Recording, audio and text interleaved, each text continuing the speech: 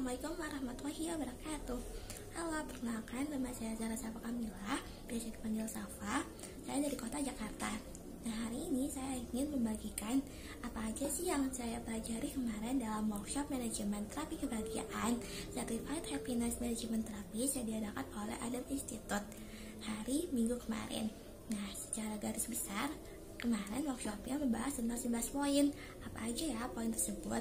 Nah, jadi yang pertama, kemarin kita belajar tentang memaknai kebahagiaan, batas kebahagiaan, jenis-jenis kebahagiaan, jenis penyakit ketidakbahagiaan, formula kebahagiaan, faktor yang mempengaruhi kebahagiaan, resiliensi dalam kamus kebahagiaan, hikmah dalam kamus, hikmah dibalik bencana dan musibah, penyebab bencana dan musibah, penghalang kebahagiaan, dan manajemen terapi kebahagiaan.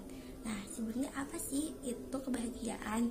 Nah, di sini menurut Plato mengatakan bahwa kebahagiaan seseorang terletak pada kemampuannya untuk mewujudkan apa yang dia inginkan, apapun bentuknya. Sedangkan menurut Aristoteles, kebahagiaan adalah arti dan tujuan hidup, seluruh tujuan dan akhir keberadaan manusia. Artinya bukan nikmat saja yang harus dikejar, melainkan perbuatan-perbuatan yang bermakna. Nah, menurut Imam Ghazali, kebahagiaan dibagi menjadi 5 jenis, yaitu nikmat kebahagiaan akhirat, nikmat kebahagiaan jiwa, nikmat keutamaan badan, nikmat eksternal, dan nikmat keutamaan taufik. Nah, lalu kita akan membahas tentang mitos kebahagiaan. Tanpa kita sadari, ternyata banyak loh mitos kebahagiaan. Ada 3. Yang pertama, kebahagiaan sejati itu ada, tapi tidak terlalu nyata. Nah, itu adalah mitos ya. Jadi menurut Ruth Harris, kebahagiaan sejati itu sesungguhnya sangat sulit untuk ditemukan. Secara data penelitian bahwa ada potensi sebesar 30% setiap orang yang akan menderita gangguan jiwa dalam hidupnya. 1 dari 10 orang dewasa di dunia mencoba melakukan bunuh diri, dan 1 orang dari 5 orang di dunia menderita gangguan depresi. Artinya pada hakikatnya tidak akan terlepas dari masalah hidup, maka realitanya kita harus mampu mengatasi masalah kehidupan. Lalu yang kedua, kalau kamu tidak bahagia, artinya ada kecacatan dalam hidup kamu. Itu adalah mitos juga ya.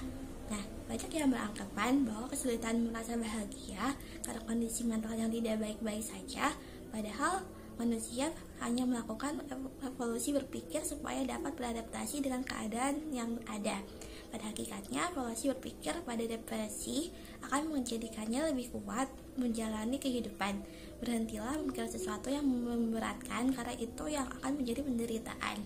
Lalu yang terakhir, yang ketiga, hilangkan perasaan negatif supaya lebih bahagia. Nah, itu juga mitos ya. Jadi menurut Ruth Harris, kita tidak bisa menghilangkan pikiran, ingatan, dan emosi kita, karena semua itu merupakan bagian dari batin kita. Sehingga yang kita butuhkan adalah strategi melalui penerimaan diri dan komitmen dalam menghilangkan perasaan negatif. Nah, selanjutnya 10 Sani Abu, yaitu SHM ditambah BU sama dengan EHM.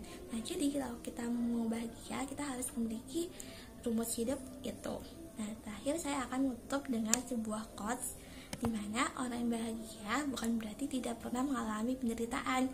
Kebahagiaan tidak bergantung pada seberapa banyak peristiwa menyenangkan yang dialami, melainkan sejauh mana seseorang memiliki resiliensi, yakni kemampuan untuk bangkit dan peristiwa yang tidak menyenangkan sekalipun. Nah, demikian yang dapat saya sampaikan. Mohon maaf bila ada kekurangan.